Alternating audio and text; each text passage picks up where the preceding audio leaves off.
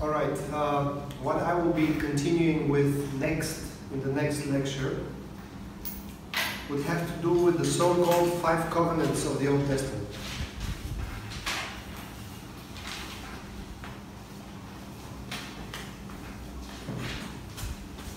Five covenants that are basically reference points to different dealings of God with individuals, which at the same time correspond with His dealing with the world. The 5 covenants. You're all familiar with the idea of covenant because this is the predominant theology of the Deuteronomistic history.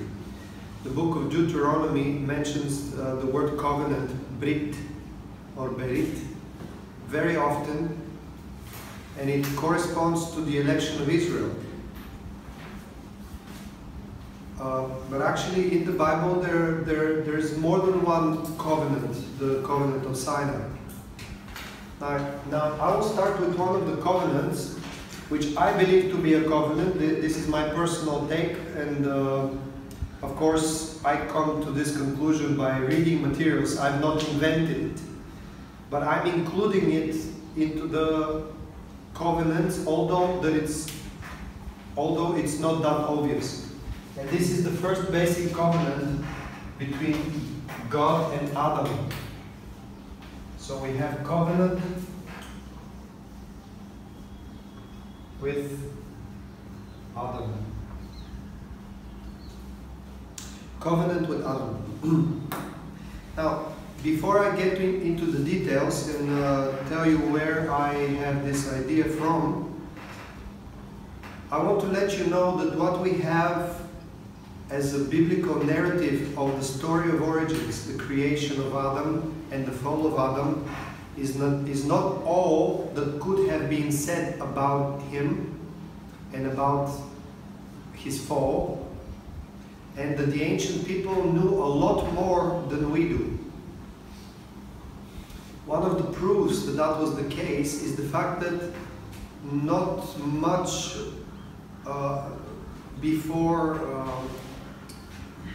short before the coming of the New Testament era, a few centuries before that, there were texts that were being composed that related to the story of Adam and Eve, them being in the garden and being kicked out of the garden. One of those texts would be called The Ascension of Moses, or its other name is The Life of Adam and Eve, a book which is stimulating to read. It's also part of the Jewish religious heritage. It is a pseudo-epigrapha written around the time of Christ, actually, that tells the story of Adam and Eve in the garden.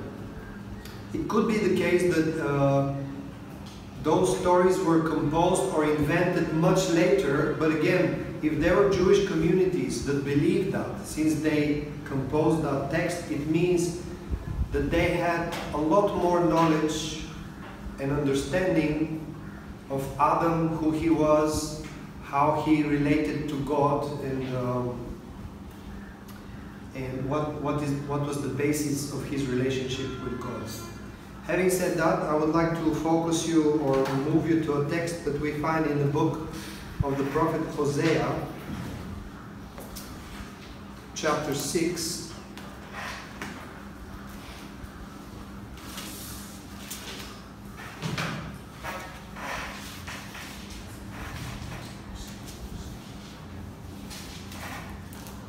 Hosea,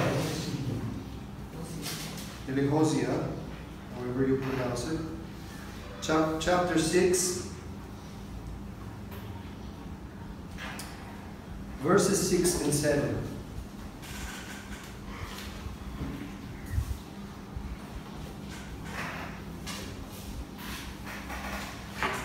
Now, verse 6 is fairly famous in Christian circles, and it goes like this: "For I desire mercy, not sacrifice, an acknowledgement of God rather than burnt offerings."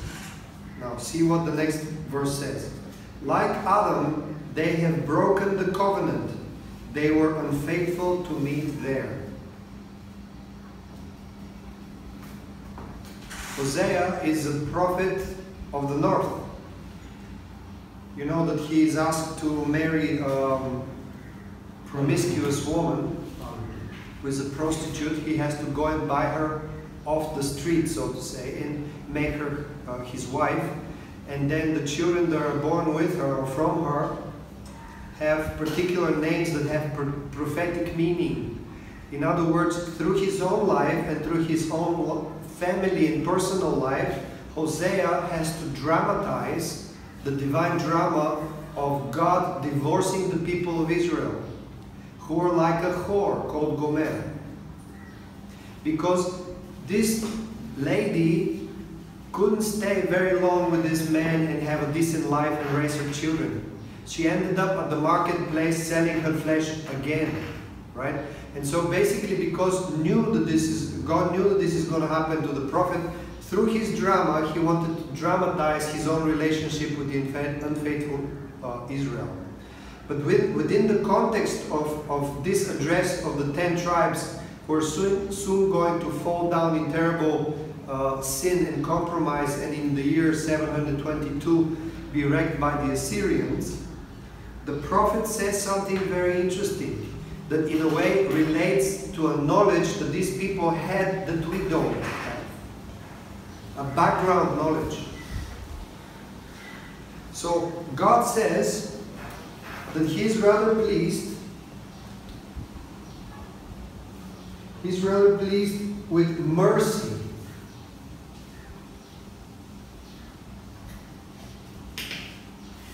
rather than sacrifice and acknowledgement of God.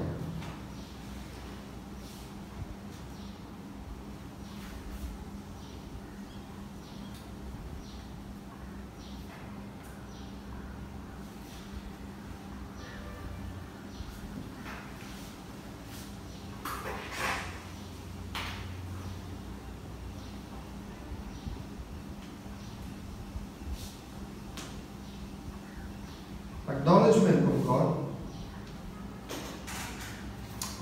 So many spelling mistakes.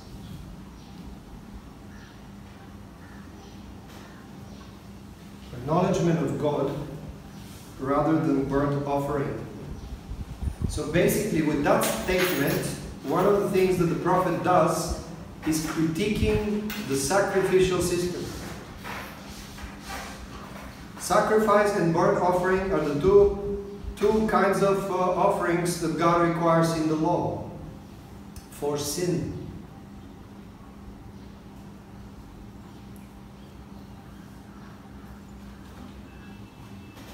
Prophets often realized and critique the sacrificial system because in their minds the sacrificial system, although commanded by God, was a cop-out. You know what cop-out is? A way not to face your problem, but to resolve it the cheapest way possible.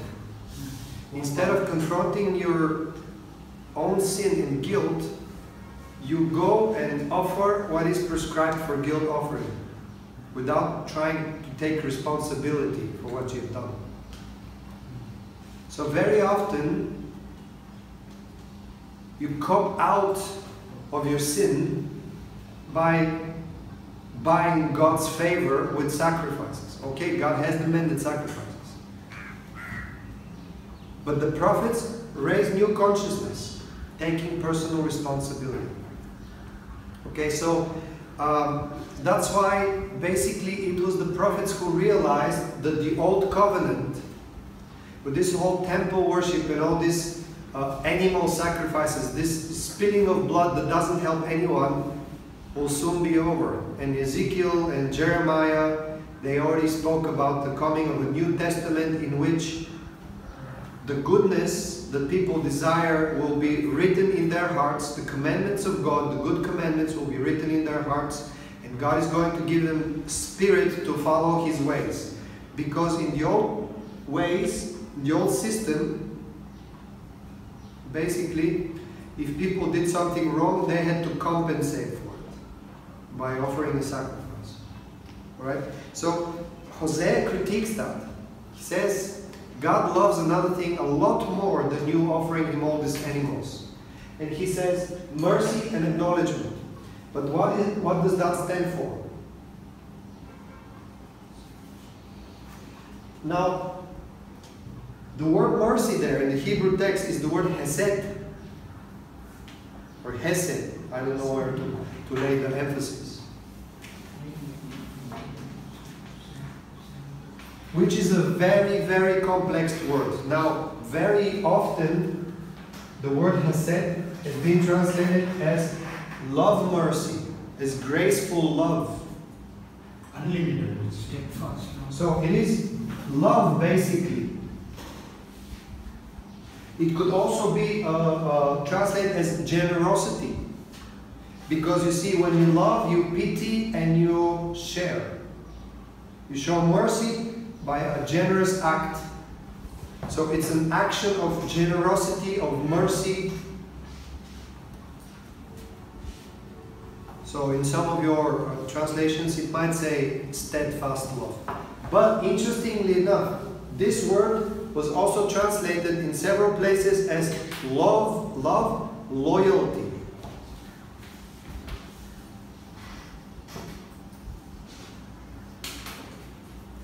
Faithfulness. Steadfast love expresses exactly this. This is love that doesn't change, that doesn't shake, that doesn't wither, that doesn't pull back. Love that stays committed, loyal. Right? And the word acknowledgement has to do with knowledge.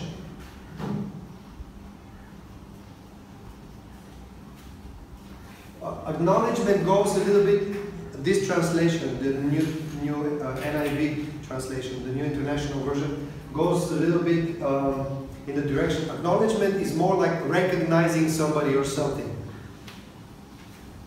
But knowledge is based on what I know. Not recognizing it, but knowing it. Okay? So, now, in the second verse that I read, it says, like Adam, those people of the north, in the very same fashion, broke the covenant. So, that suggests that probably there has been a covenant between God and Adam, in the same fashion there was between him and Israel. And that Israel failed the very same way this covenant that was given to Adam, actually they failed their covenant the very same way Adam failed his. And if that is the case, then love and knowledge of God was the basis of that covenant. Again, this is a possibility. I'm not forcing it as the absolute truth because we don't have other places to work from. But I strongly believe that was the case. So the Adamic covenant, if you can call it that way, if there was such a thing at all, was based on loving God and knowing God. And now, if I ask you, does love and knowledge come as the most important things that God requires of human beings? Loving God, being faithful to God, and knowing God, and acting out of your knowledge of God, of knowledge of the divine truth. And also, you know that knowing in Hebrew language means also intimate relationship. It's not just knowing abstract things. Adam got to know Eve and she conceived. It's quite an intimate knowledge, is it not? And remember, the whole book of Job, for example, puts under a test the love of Job and the knowledge he has of God. And think about this. Job was not an Israelite. He was not serving God under the condition of the Israelite covenant. So he had some other way of relating with God. And in my understanding, it relates very much to that initial all-human covenant between God and man. That God requires faithful love and knowledge of God, which becomes the action, becomes the basis of every human action.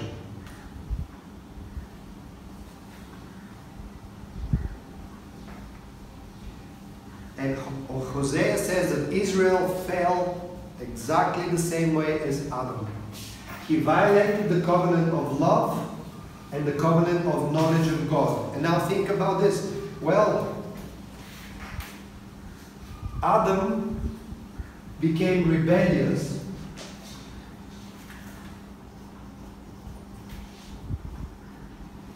by violating God's command that he is not supposed to eat from the tree. And now think about this. When he violated this, when he went against love that trusts God, that says, I believe that God knows why he's commanding this, why he's putting this restriction on me. Once he stepped out of the fence, so to say, Adam took fruit from a tree of knowledge, a tree of knowing good and evil. But now, think about this. In the moment in which he picked up the forbidden fruit, or it was given to him by Eve, and I told you that Eve she's an extension of Adam's humanity, so it's the same as if he has done it. It works like this. From the moment in which the humans pick up from the tree of knowledge of good and evil, God ceases to be their only source of knowledge. And then they start living their life out of their knowledge of good and evil, not out of their knowledge of God. That is what happens.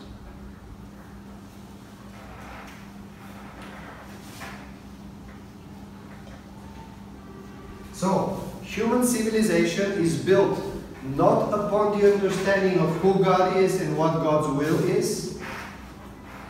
That would have corresponded with the tree of life and the fruits of the tree of life. That was also a tree of knowledge. In the same fashion, the tree of knowledge of good and evil was. And by the way, let me give you a reference. I didn't have much time to talk about the trees, although this is extremely significant. Extremely significant. Proverb 3. Proverbs number 3.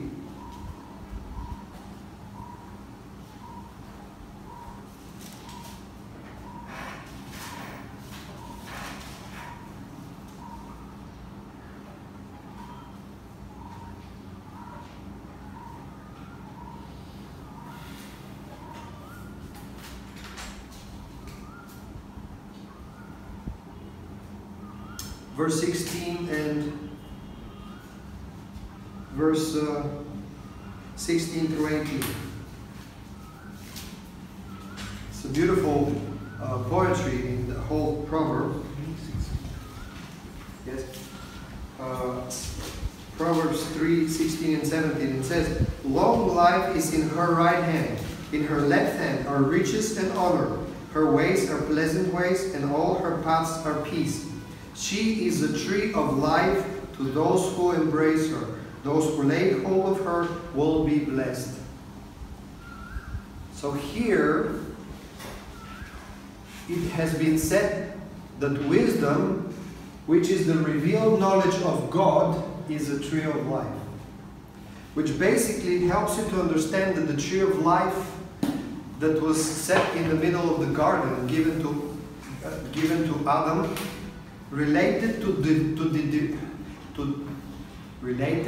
the divine knowledge that was revealed to him. And all the fruits of this tree revealed to the divine revelations that Adam was given. Knowing God. Basically, the knowing of God is the tree of life, or the tree of life relates to the knowing of God. But since Adam rebelled, this knowing of God was forbidden to him. He was cast out of the garden. He had no access to the tree any longer. In other words, he ceased to be wise in the divine sense of that word. He became wise in the earthly sense of this word, because from now on his wisdom will not be revealed knowledge. It will be self-plucked knowledge of good and evil. that we said it is earthly, beastly, of the devil.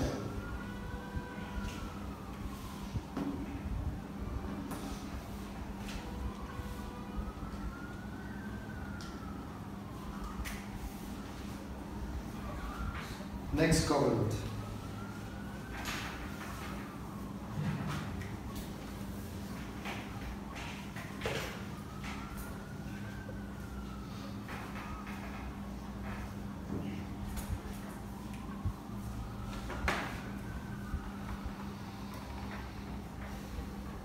Covenant with Noah.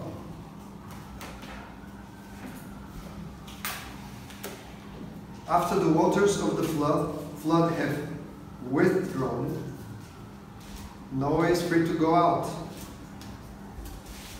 And upon his exit from the ark, he offers a sacrifice. This is the working of a priest, who in that sense is a priest, is a high priest of the new earth, the new world, the new humanity.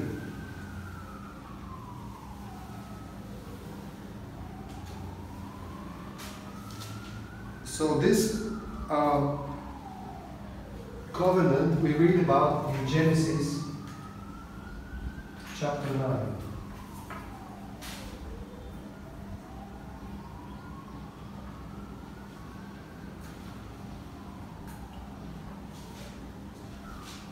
Now, in chapter 8, verse 20 and down, we find out that Noah builds an altar to the Lord, taking some animals, some of the clean animals, and he sacrificed them, making a burnt offering. Verse 20 of chapter 8. And then when the smoke comes to the Lord, he comes and says the following. Okay, now this is chapter 8. Chapter 8 from verse 20 until chapter 9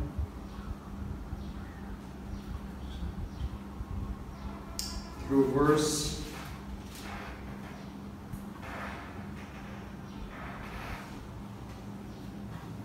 17. Now it's fairly lengthy text, but basically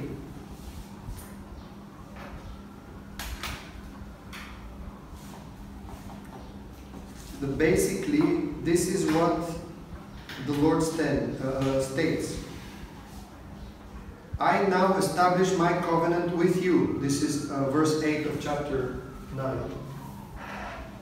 I establish my covenant with you and with your descendants after you, and with every living creature that was with you, the birds, the livestock, and the wild animals, all those that came out of the ark with you, every living creature on earth. I establish my covenant with you. Never again will all life be cut off by the waters of a flood.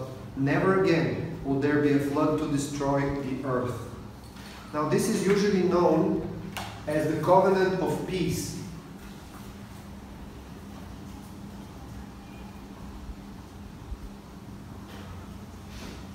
Covenant of peace. God promised to never ever destroy the world again.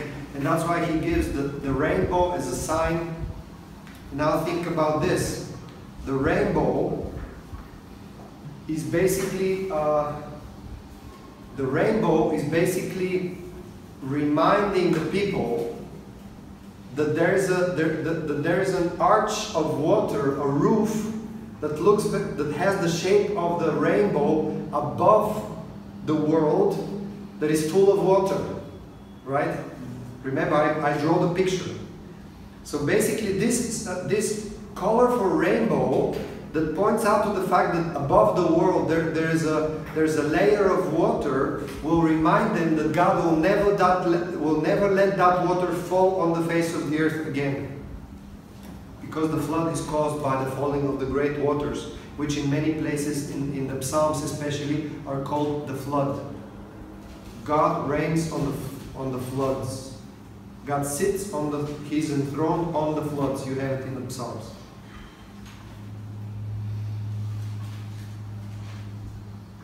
Again, if you understand how the world works as unit, you can understand a lot more in the Bible. But now, God makes covenant with all the living creatures that have been protected from the waters of the flood. So basically, Noah is the mediator of that covenant with the whole creation. So basically, in that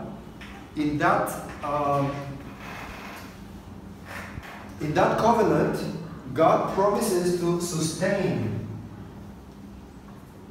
and protect creation. And of course, He gives several requirements to Noah, which he also has to observe. For example, he should never spill man's blood. This is verse 6. And think about this. Why? What is the reason? Well, because man is the image of God. Killing a man who is in the image of God is offensive to God, in whose image man is made.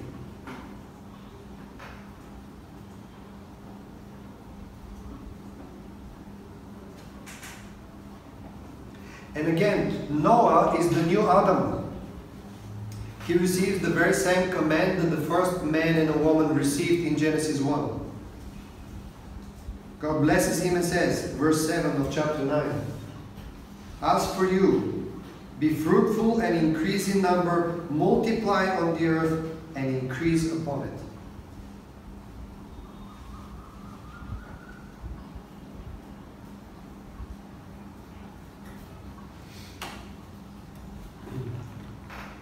So, think about this. This covenant, we don't know anything about this, but this covenant was established in the context of sacrifice being laid on the altar. And it was a blood sacrifice. Now, think about this. Is Israel the only tradition that has a temple and requires blood sacrifices? Or this is common to all people, everywhere on the face of the world, of the earth? Did Israel invent the blood sacrifice, the sacrificing of animals? Or it was common human practice? Was it there before them? Or it was there only for them? Yeah, we can see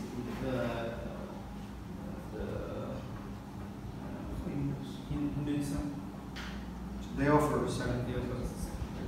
Well, every religion has animal sacrifices. And not only animal, they also have human sacrifices. Even Muslim people also do that. Of course. But do you know in the name of what they all do this? See. Of appeasing the gods. Because they believe that that is the price to keep the world order intact. To have rain, to have fertility, to have children, to be able to control the land, to have harmony within human societies. And that was the reason why there were even human sacrifices. Because the logic is this: well, if the blood of animal appeases the gods, how much more blood of humans? Did you get the rationale behind it? See, all the pagan religions were working under the conditions of this covenant. And now the difference is this: that Hebrew people had a memory that humans should not be sacrificed because they're made in the image of God. And God wants them to live as godly beings and not die in the name of some kind of peace. That is why in the later Hebrew faith, there is a development that humans should not die. And of course, here, where God says to Noah that there should not be killing of a man, that does not mean a sacrificial killing. That means unauthorized killing as a way of revenge. Now think about this. In chapter 20 of the book of Exodus, Moses just received the commands, and one of them states this: "Thou shalt not kill." But actually in Hebrew language, this word means murder. Unauthorized killing, taking somebody's life away without you having the authority or the rights to do so. This is some kind of a self-justice that is taking place here, that is being prohibited. Yet at the same time, when Moses comes to the camp and sees how the people are dancing around the golden calf, he encourages people to stand up against their idol-worshipping brothers and kill them. And the Levites stand up and kill thousands of their brothers, right after the moment in which he's bringing them the command, "Thou shalt not kill or murder." But see, in Hebrew language there are different words for kill, and the word that stands in the commandment is about murder. You have no right to take somebody else's life away just because you want it, just because this person is troubling you or competing with you, or it doesn't look good. He or she doesn't look good, you know. You cannot revenge is mine, and so forth and so forth. But when it comes to authorities, when it comes to government, people have rights to kill, to execute actually. So anyway, all the pagan religions function under the Noah covenant. And basically all of their sacrifices are in the name of peace. Peace and prosperity.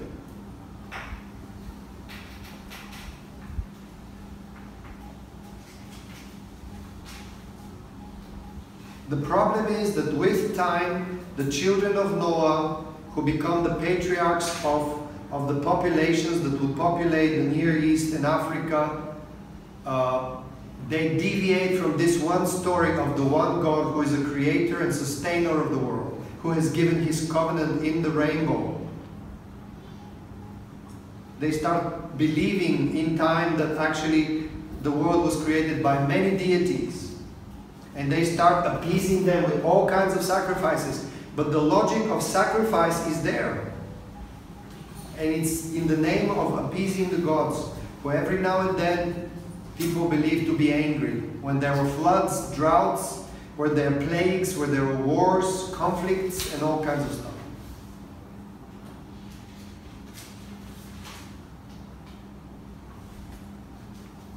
So the next covenant will be the covenant with Abraham.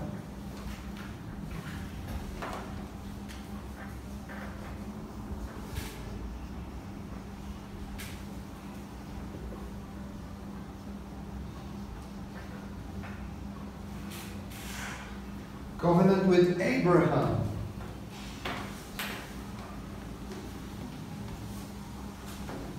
Who was initially called Abram.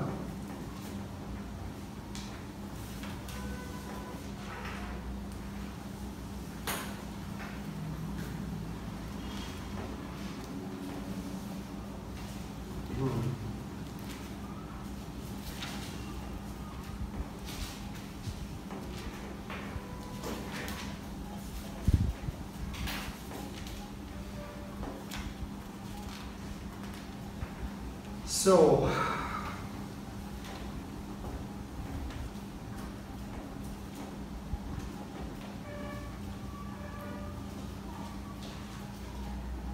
Genesis chapter 17,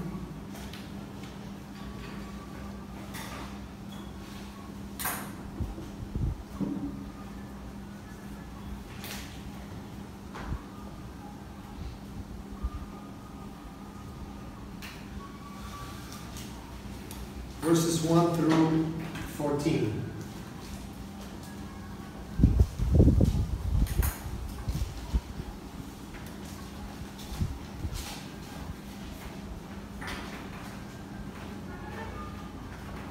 You can read this for yourself. God makes a a covenant that this time is called everlasting covenant.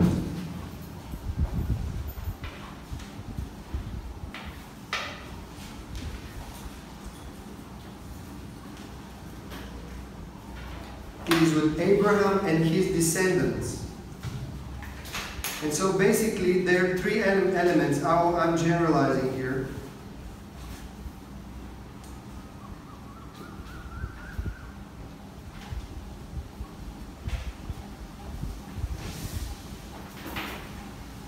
Now, you might include chapter 15 here as well, because this is the place where a special ritual takes place, and basically chapter 17 is the reaffirmation of this covenant. And Hebrew people call the Abrahamic covenant, covenant between the pieces, because Abraham was asked by God to bring him offerings. And those offerings have to be cut in two. The parts have to be laid on the ground, and Abraham had to walk between them. This is a very, very strange custom that we don't know anything about. But basically, it could be that by having Abraham walk through those between the pieces, that reminds him that he and God are in covenant, like they're the two sides of this covenant, and him walking through it means that he commits to that covenant. But again, we don't know much about such type of offering because it's unusual. We don't find it anywhere else. And so in chapter 15 and chapter 17, Abraham receives divine revelation, and basically the basic elements of that covenant is that he has to trust God and believe God, and by doing that, he is promised offspring, land, and blessings. So God promises a child that will continue the family of Abraham, who will inherit his inheritance and will carry on his name. Then a particular piece of the land in the world. You remember that Abraham was asked by God to move out of Babylon. So basically, God deprived Abraham of his father's inheritance. And now God says, I will be your inheritance, I will be your shield, and I will give you a land that is prosperous. Not only that, your offspring will be prosperous, and all the peoples of the earth will be blessed by your descendants. Whoever blesses you will be blessed. Whoever curses you will be cursed. I'm summarizing all the promises that God gives to Abraham under this covenant that Abraham enters in with God. And now, you need to know this. It is very important. God did not choose Israel. Something that we very often talk about. God chose Abraham.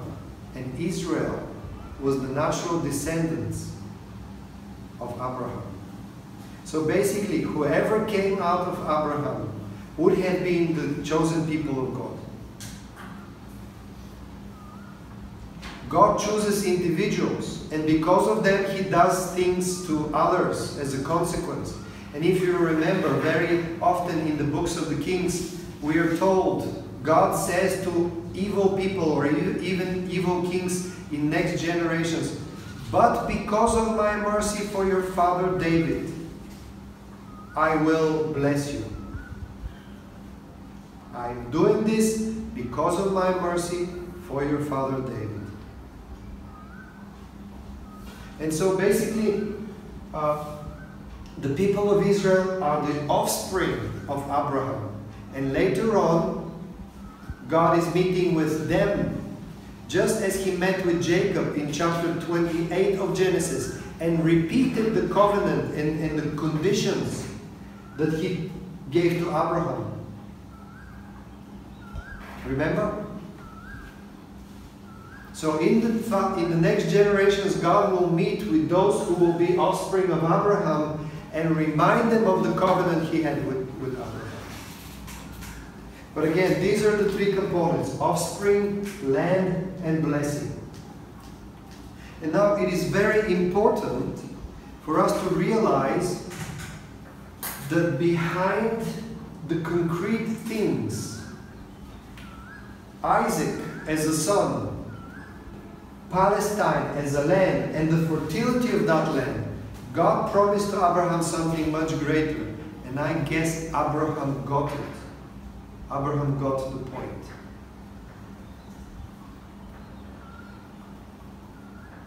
Now there's one interesting text. Let me try to see whether I can find it. But before that, let me ask you. Okay, behind those concrete things that God promises to Abraham, there are spiritual things that will be given to him and his spiritual descendants in the future, right? So we know that Isaac was a foreshadow of Christ. That the blessings, that the fruit is a foreshadow of the heavenly life, heaven. But what does the land stand for?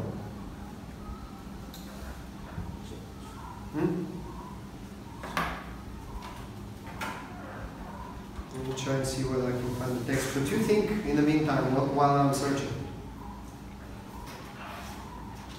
if the seed of the promise of Christ is already embedded in the promise of Isaac, and if the seed of the promise of heaven is already promised,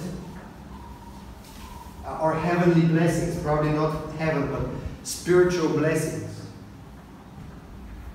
what does the promise of the land stand for? Now, the Old Testament will not tell you that. This is a Christian interpretation.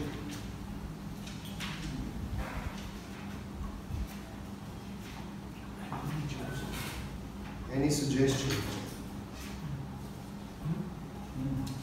Heavenly Jerusalem. Heavenly Jerusalem. So, this Jerusalem will be in heaven. Yeah, there's a text in Hebrews that says that Abraham decided not to settle down, but to live in tents, because he was searching after the city whose architect and builder is God. But there's another very interesting text, and I'm still trying to find it.